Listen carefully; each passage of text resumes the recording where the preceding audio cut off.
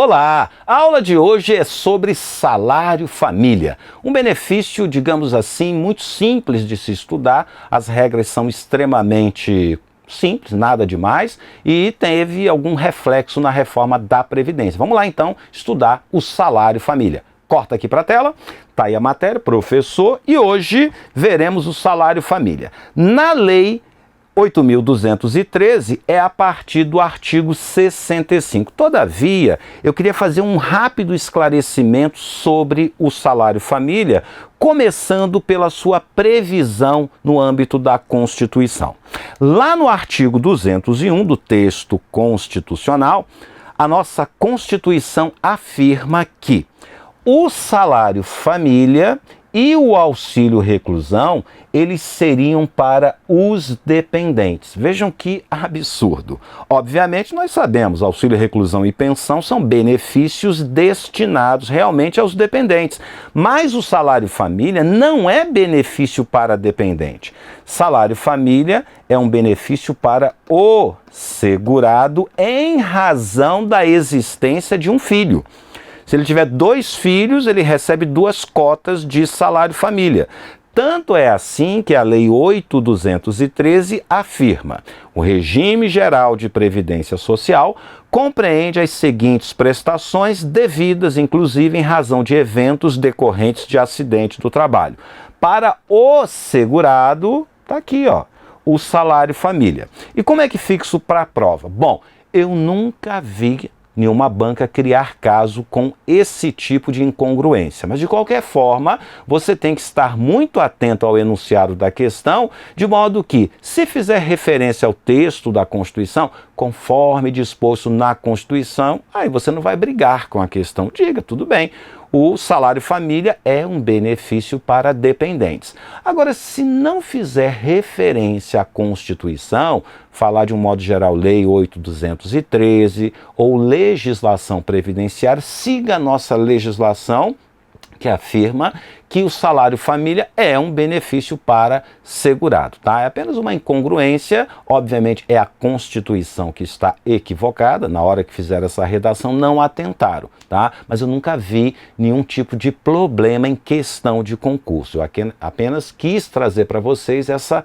pequena incongruência, porque enquanto a Constituição afirma que salário família é para dependente, a nossa lei acertadamente diz que é um benefício para o segurado. Então, desfeita, né, digamos, essa maluquice, aí sim a gente começa a falar do salário família. Um benefício que a gente já conhece desde os anos 60, foi criado na época do regime militar e na sua concepção a ideia era que o trabalhador tivesse um benefício que permitisse a compra de 1 litro de leite por dia para cada filho. Por isso que é um benefício com um valor tão irrisório, né? Nem chega a R$50, mas é um valor por filho, e se você analisar historicamente qual era o seu objetivo originário, você vai entender o porquê desse valor. Tudo bem, hoje em dia esse valor não consegue comprar aquele litro de leite, né? Naquela embalagem, aquele leite tipo A. Mas nos anos 60, né, quando o leite era tipo C, fraquinho, né, naquele saquinho e tal, talvez até pudesse. Só explicando a origem, o porquê do valor do salário família. Ok? Então, sim, corta para cá. Bom, ele foi objeto, né, de análise no âmbito da reforma da Previdência. Lá no artigo 27, ele menciona o salário família da seguinte forma: até que lei discipline o acesso ao salário família e ao auxílio reclusão, de que trata o inciso 4º do artigo 201, acabamos de vê-lo, esses benefícios serão concedidos apenas àqueles que tenham renda bruta mensal igual ou inferior a R$ 1.364. Seria o divisor de águas, aquele que define quem é o trabalhador de baixa renda. Mas a própria reforma da Previdência afirma que este valor vai ser o quê? Corrigido pelos mesmos índices aplicados aos benefícios do regime geral de previdência social. O parágrafo 2º, também lá da reforma da Previdência, havia definido em novembro de 2019 o valor de R$ 46,54. Todavia, janeiro é o mês que os benefícios previdenciários são reajustados e foi exatamente o que aconteceu com esses valores. Repare, esses valores aqui surgem em novembro de 2019. Aí vem a Portaria 914 de 2020, 13 de janeiro de 2020, e já faz o reajustamento, definindo que baixa renda é para quem ganha até R$ 1.425,56.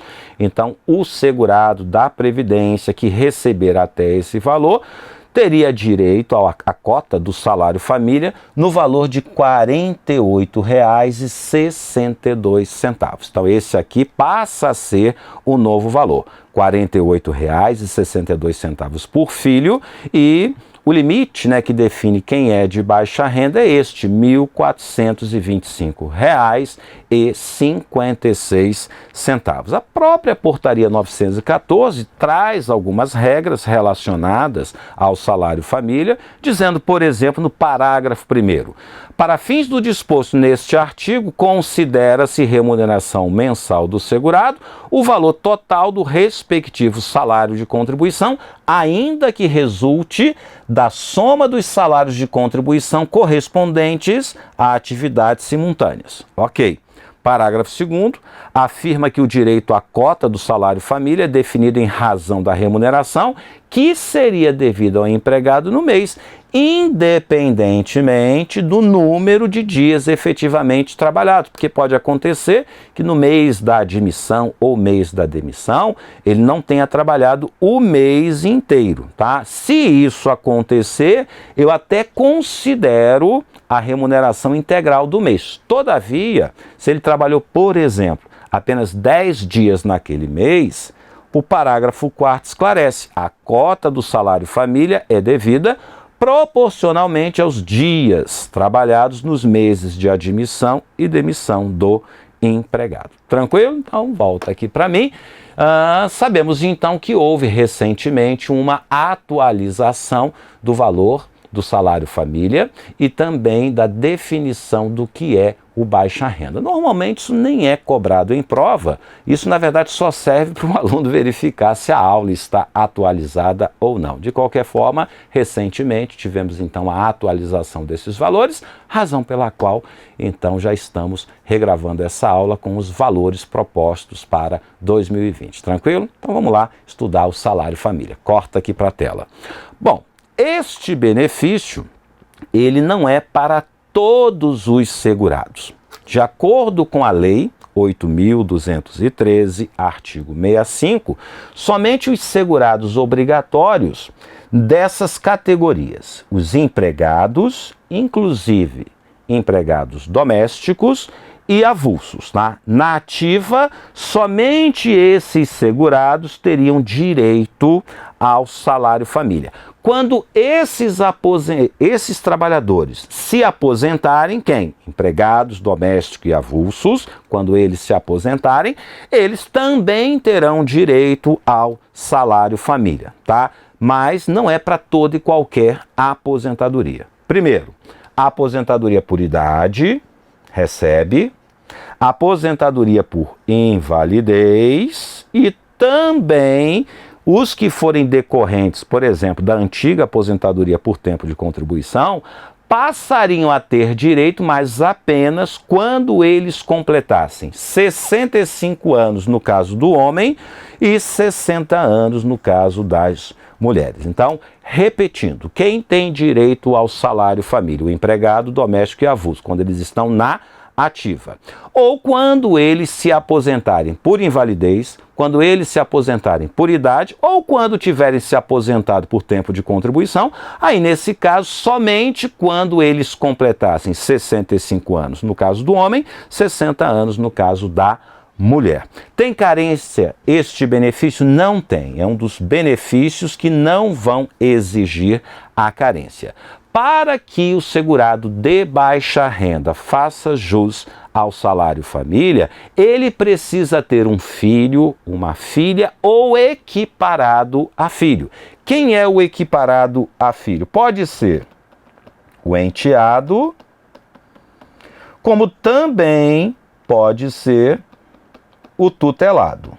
Nesses casos, ele vai precisar demonstrar a dependência econômica e vai precisar apresentar uma documentação que comprove essa dependência econômica. Agora, só até ele completar 14 anos de idade, tá?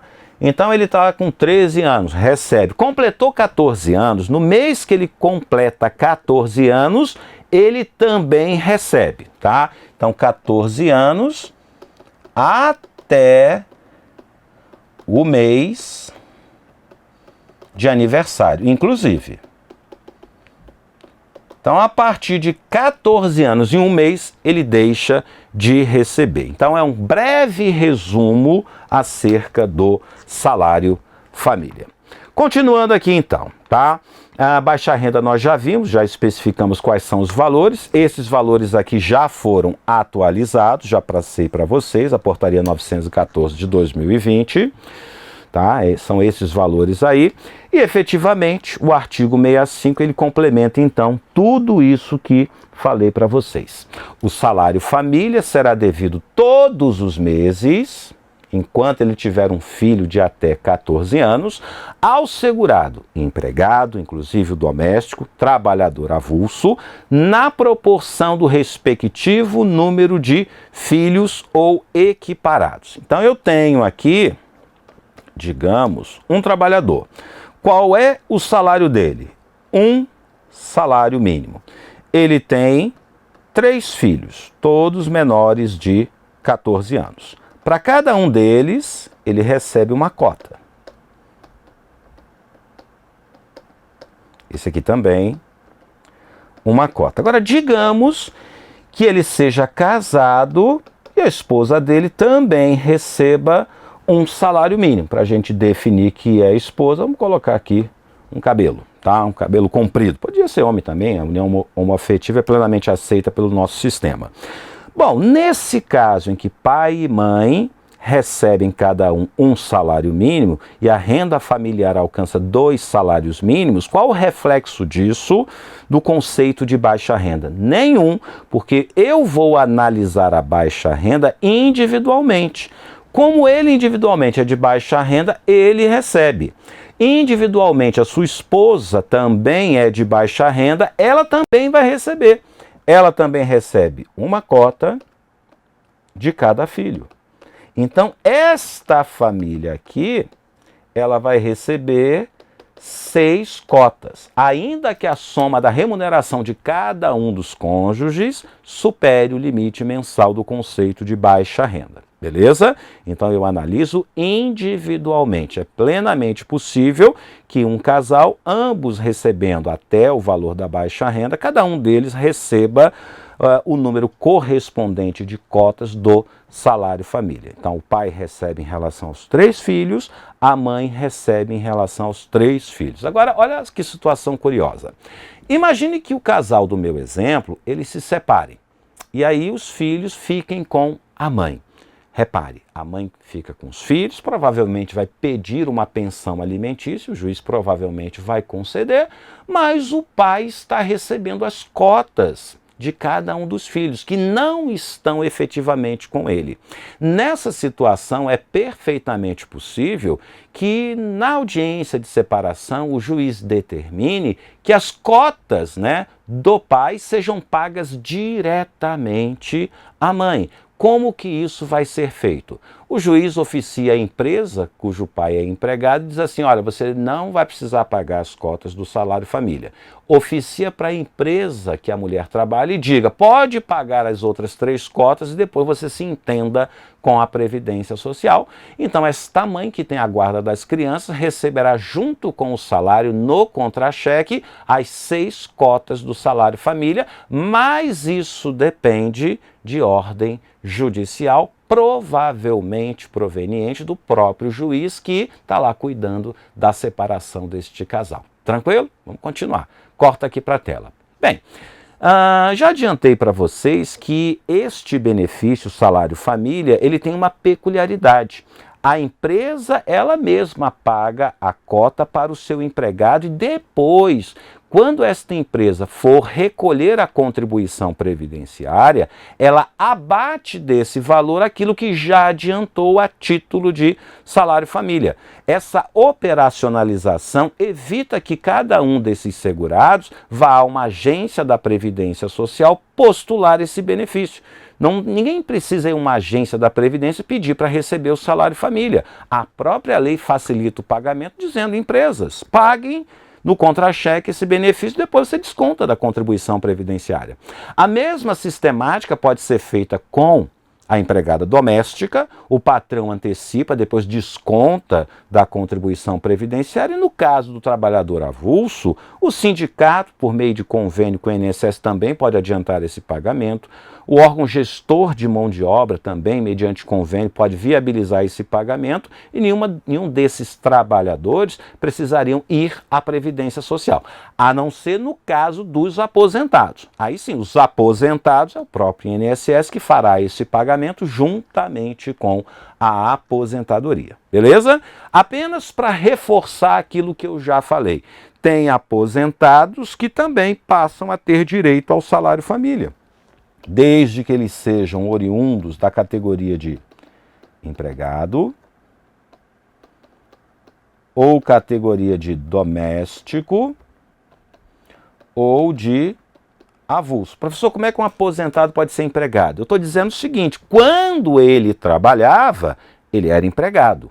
Ou quando ele trabalhava, era um doméstico ou um trabalhador avulso. Tá? Isso aqui eu vou analisar quando ele estava na ativa. Tudo bem, agora ele já está aposentado. Então, o aposentado por invalidez, dessas categorias, por idade, dessas categorias, e os demais aposentados. Aí é para quem era aposentado por tempo de contribuição, mas apenas quando completar 65 anos no caso do homem, ou 60 anos no caso da mulher. Terão direito ao salário família, pago juntamente com a aposentadoria por quem? Neste caso é o próprio INSS que fará este pagamento. Beleza? Qual a documentação? Bom, se o fato gerador é a existência de um filho, obviamente esta pessoa deve levar a certidão de nascimento. Só que a lei exige algo mais. Pede que leve também a caderneta de vacinação e a frequência escolar. De acordo com o preconizado no artigo 67, o pagamento do salário família é condicionado à apresentação da certidão de nascimento do filho ou da filha, ou do equiparado a filho, ou da documentação relativa ao equiparado. E, se for o caso, se o filho for inválido, aí independentemente da idade, pode ter 20 anos, ele também passa a ter direito ao salário família. No caso do inválido, essa invalidez ela será aferida pela própria perícia do INSS. Se a perícia do INSS detectar que este filho é inválido, aí o componente idade deixa de ter qualquer importância. Então tem que ter uma apresentação anual do atestado de vacinação obrigatória e a comprovação da frequência à escola do filho ou equiparado. Bom, a regularidade com que este segurado deve apresentar a frequência escolar, ela é semestral. Tá? Então, semestralmente apresenta a frequência escolar, anualmente apresenta a caderneta de vacinação e quando postular o benefício, só uma vez, leva também a certidão de nascimento. Agora, muito cuidado. No caso do empregado doméstico, ele só precisa apresentar a certidão de nascimento. Por que não precisa frequência escolar nem caderneta de vacinação? Corta para mim. Bom, uma coisa é o empregado que tem uma empresa com um RH estruturado guardar essa documentação, porque o INSS pode a qualquer momento querer fiscalizar. Outra coisa é uma família. Imagina, tem que montar um arquivo porque tem que guardar a caderneta de vacinação de todos os anos, frequência escolar semestral, né? de uma empregada doméstica, então daqui a pouco cada família teria que ter um RH dentro da sua casa para guardar toda essa documentação. Então, como medida de desburocratização, a empregada doméstica ela só apresenta à família a certidão de nascimento, pronto, é a documentação que precisa. Então ali é muito facilmente a Previdência iria aferir se ela tem ou não realmente um filho menor de 14 anos, ok? Show, corta para cá. Bom, as cotas do salário família serão pagas pela empresa, como eu havia dito no caso dos empregados. Aí paga juntamente com o salário e faz a compensação financeira quando do recolhimento das contribuições previdenciárias. A cota, né, do salário família não chega nem a R$ 50. E, obviamente, a empresa tem uma carga tributária previdenciária muito maior do que isso. Então, a empresa, digamos, vai recolher R$ 1.000 para a Previdência, desconta os R$ 50, 48,62 do salário família. Então, para a Previdência, ótimo, porque desburocratizou. Uma pessoa a menos no balcão pedindo um benefício, para a empresa não faz muita diferença, não vai perder dinheiro nenhum, porque o que ela antecipou ela compensa com a contribuição previdenciária, e para o empregado é extremamente cômodo não ter que comparecer a uma agência para pedir o salário família. Essa facilidade também pode acontecer para o doméstico, no caso da família, e para o avulso. Aí as providências serão adotadas pelo sindicato ou pelo órgão gestor de mão de obra. Beleza? Volta para cá. Bom, esses documentos, certidão de nascimento, frequência escolar, caderneta de vacinação, no caso da empresa, ela deve guardar essa documentação por 10 anos. Para quê? Para uma eventual fiscalização da Previdência Social. A empresa conservará durante 10 anos os comprovantes dos pagamentos e as cópias das certidões correspondentes para exame pela fiscalização da Previdência, né? Então, isso daqui é uma regra que, no caso da Previdência desconfiar que está havendo algum tipo de fraude, simples, comparece na empresa, vem cá. Essa compensação que você anda fazendo aí nos últimos anos. Traz a documentação correspondente a cada empregado que você pagou este benefício. Tranquilo? Bom, caso o segurado, né, venha a falecer, o seu salário provavelmente será transformado em uma pensão por morte. No cálculo dessa pensão por morte, eu não levo em consideração a cota do salário família, porque de acordo com o artigo 70, a cota do salário família não será incorporada para qualquer efeito ao salário ou ao benefício. Tá? Então, apenas quando o segurado estiver vivo é que ele vai receber a cota do salário família. Se ele vier a falecer, a pensão não vai sofrer qualquer reflexo dos valores que eram pagos a título de salário família. Tranquilo? Para a gente finalizar, volta para cá. Corta aqui para a tela. O artigo 18, parágrafo 2º da Lei 8.213, estabelece uma situação relacionada ao sujeito que era aposentado e volta a trabalhar. Então, o cara está aqui, ó, ele é aposentado e ele vai receber um salário, tá? Se ele volta a trabalhar na condição de empregado, ok? O parágrafo 2º diz: o aposentado pelo regime geral que permanecer em atividade sujeita a este regime ou a ele retornar, não fará jus à prestação alguma da Previdência Social em decorrência do exercício dessa atividade, mas ele pode receber o salário família. Então, ainda que ele já seja aposentado, caso ele volte a trabalhar, ele passa a ter direito ao salário família, tá? Aí com isso, a gente liquida o salário família e na sequência veremos a pensão por morte. Já já eu retorno.